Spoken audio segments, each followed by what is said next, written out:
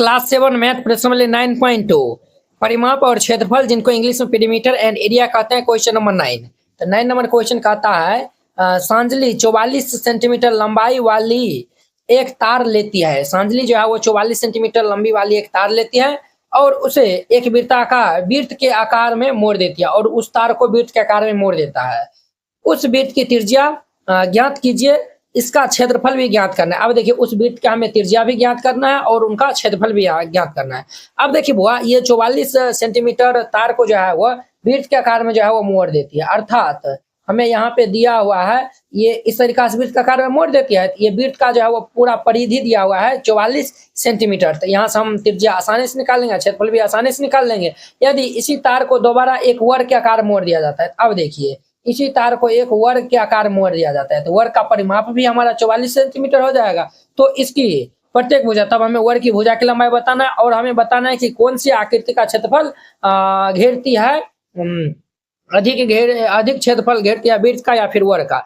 दोनों का हम पहले क्या निकालेंगे, इनका त्रिज्या निकालेंगे और इनका भी क्षेत्रफल, इनका भुजा निकालेंगे, इनका भी क्षेत्रफल निकालेंगे और मालूम हमें चल जाएगा। तो चलिए यहाँ पे हल दे दीजिएगा और फिर इनको हल करिएगा। तो सबसे पहले हम ये तार की कुल लंबाई दिया हुआ है उनको हम पहले राइट डाउन कर लेते हैं। तो यहाँ पे लिखिए, चूंकि तार की कुल लंबाई कितना दिया हुआ है, 44 सेंटीमीटर। तो ये जो तार की कुल लंबाई है वही हमारा वृत्त की परिधि हो जाएगा। तो यहाँ पे लिखिए वृत्त की परिधि। तो वृत्त की परिधि हमारा कितना होगा, 44 सेंटीमीटर। तो वृत्त की परिधि बराबर क्या फॉर्मूला होता है, ये फॉर्मूला होता है 2 पाई r बराबर ये 44। तो ये हमारा क्या होगा, 2 गुना पाई का मान 22/7 है, हम यहाँ पे रख देंगे 22/7 गुना में r बराबर ये 44। तो देखिए 22 दूनी के 44 होता है, तो ये कैंसिल हो जाएगा। ये हमारा कितना होगा, r/7 बराबर 1 होगा। तो इसीलिए r का मान कितना होगा, 7 सेंटीमीटर। r का मान 7 सेंटीमीटर आ गया है। अब हम वृत्त का क्षेत्रफल निकाल लेंगे। तो देयरफॉर ये वृत्ताकार तार का क्षेत्रफल, इनका हमारा फॉर्मूला हो जाएगा पाई r²। तो पाई का मान 22/7 गुना r का मान 7 दिया हुआ है, तो 7 गुना 7 होगा। अब देखिए ये और ये हमारा कैंसिल, तो 22 को 7 से गुना कर लेंगे तो 154 सेंटीमीटर स्क्वायर आएगा क्या, तो वृत्ताकार तार का क्षेत्रफल। अब देखिए अब इसे एक दोबारा जो है वो वर्ग के आकार में मोड़ दिया जाता है। तो हमें वर्ग की यहाँ पे लिखिए पुनः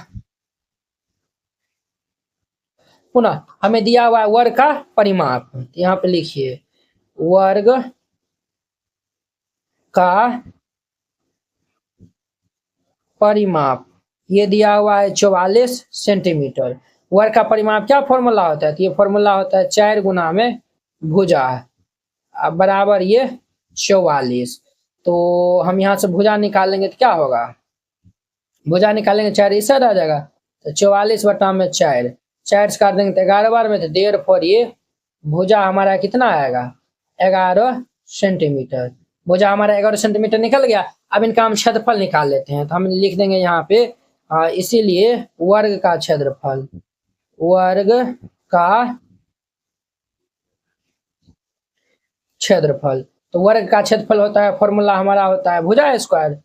ये भुजा स्क्वायर हो जाएगा। तो ये हमारा 11 का होल स्क्वायर, 11 का होल स्क्वायर 121 सेंटीमीटर स्क्वायर आएगा। ये आंसर हो जाएगा। देखिए वर्ग का क्षेत्रफल निकाले ये आया हुआ, वृत्ताकार चर का क्षेत्रफल निकाले तो ये आया हुआ। तो दोनों में कौन अधिक है, कौन अधिक स्थान जो है वो घेरता है, तो हमारा वर्ग जो है वह वृत्त का जो है वो क्षेत्रफल अधिक है वर्ग की तुलना में। तो यही जो है वो हमारा वृत्त का जो है वो क्षेत्रफल अधिक घेरेगा। तो यहाँ पे जो है लिख दीजिएगा अतः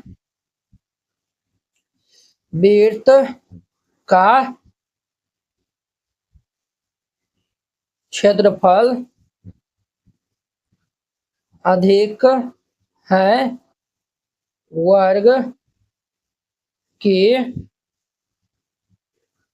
तुलना में, वर्ग की तुलना में और इसीलिए वर्ग की तुलना में इसीलिए वर्ग का क्षेत्रफल अधिक स्थान घेरेगा, अर्थात अधिक क्षेत्रफल घेरती है। इसीलिए वृत्त का क्षेत्रफल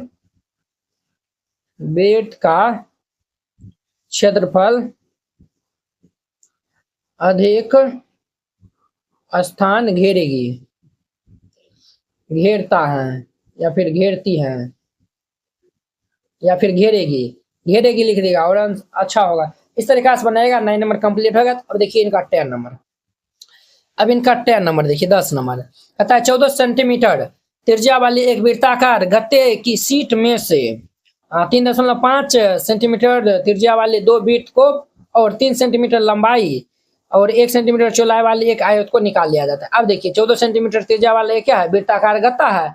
इसमें से एक ये वृत्त जिनकी जो है वो त्रिज्या, ये वृत्त की त्रिज्या 3.5 दिया हुआ है और आयत का जो है वो लंबाई दिया हुआ है 3, ये दिया हुआ है 3 दिया हुआ है और चौड़ाई ये 1 दिया हुआ है। ठीक है, ये निकाल लिया जाता है। तो सीट के जो है वो शेष भाग का क्षेत्रफल वेरी सिंपल है।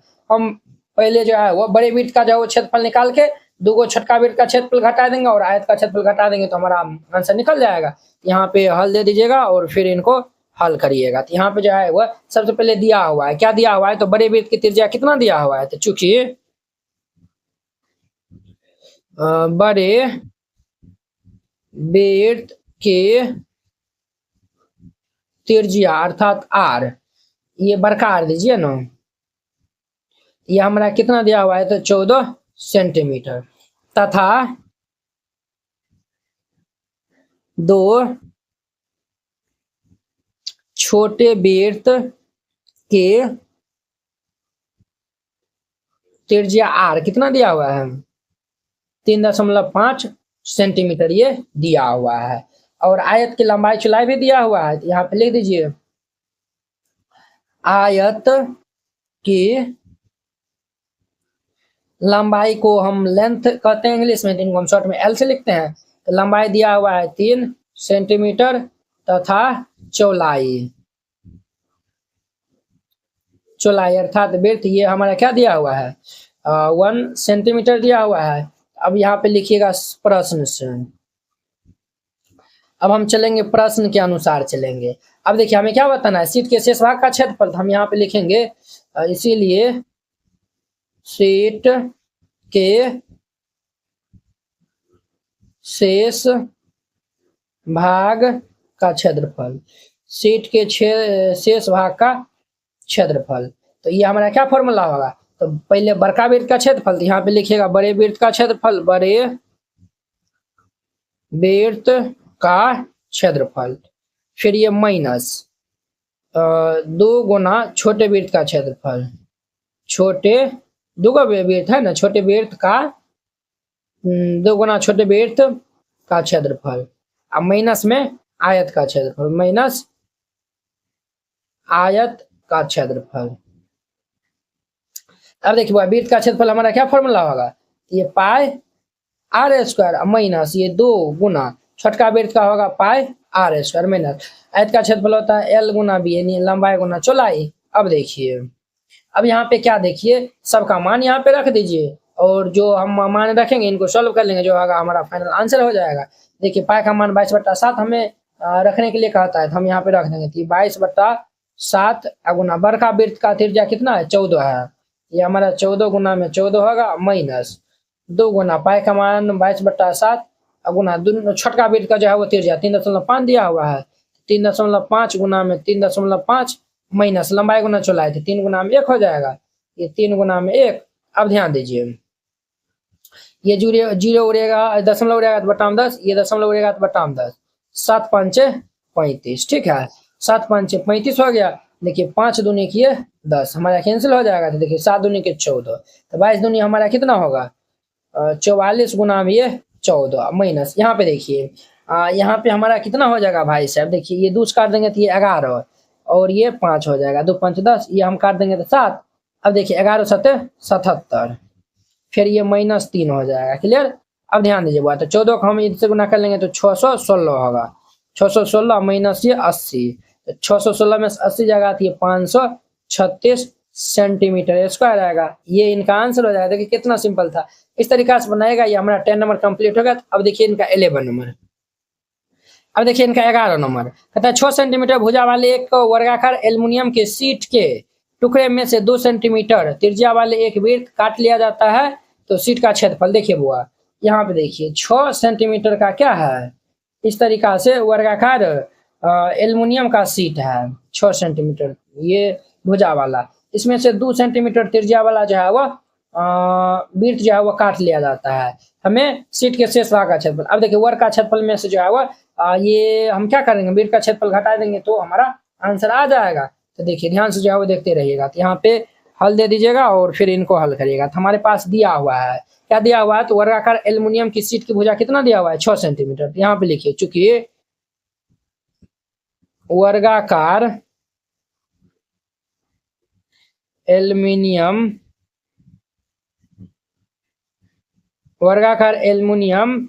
शीट की भुजा ये दिया हुआ है 6 सेंटीमीटर, ठीक है, तथा वृत्त के त्रिज्या अर्थात आर हमारा 2 सेंटीमीटर दिया हुआ है। हम यहाँ पे लिख देंगे प्रश्न से, तो प्रश्न से यहाँ पे दे दीजिए। तो प्रश्न से हम क्या लिखेंगे, तो शीट के शेष भाग का क्षेत्रफल यहाँ पे लिख दीजिएगा हमारा देयरफॉर ये शीट के शेष भाग का क्षेत्रफल। तो ये हमारा क्या होगा, हम जो है वो ये एल्युमिनियम शीट की क्षेत्रफल में समझा हुआ वृत्त के क्षेत्रफल को घटा देंगे तो लिखिएगा वर्गाकार एल्युमिनियम शीट का क्षेत्रफल, यहाँ पर लिख दीजिए वर्गाकार एल्युमिनियम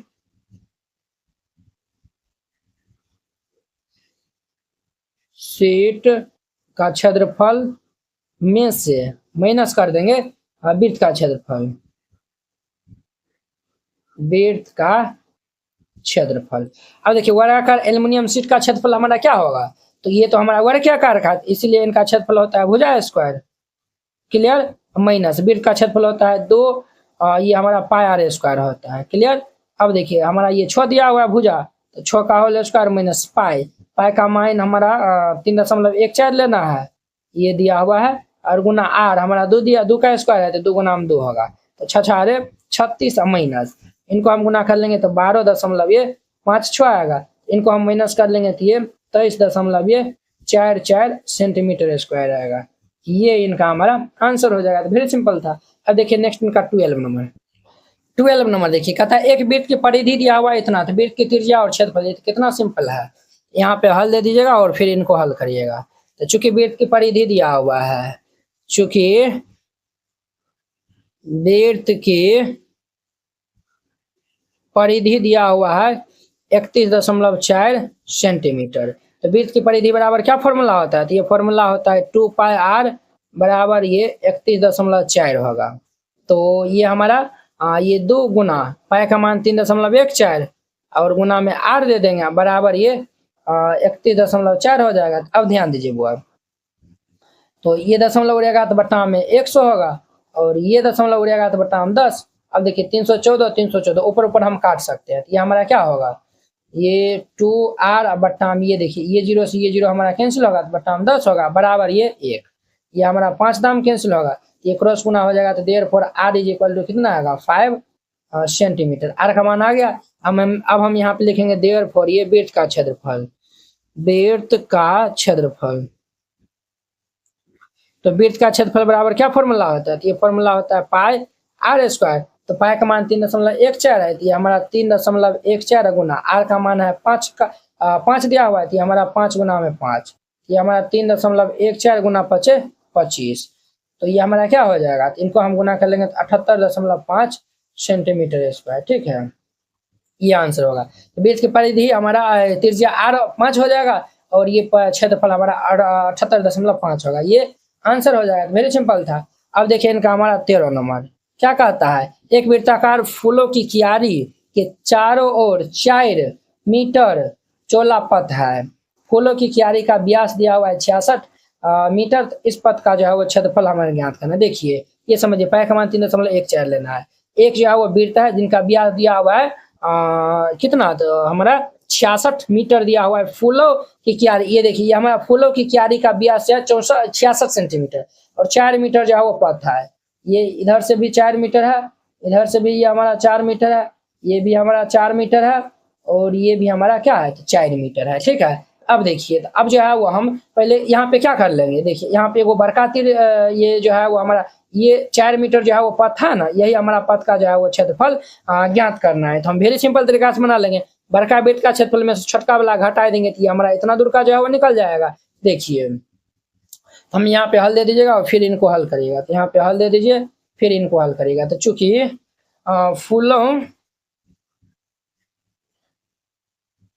फूलों की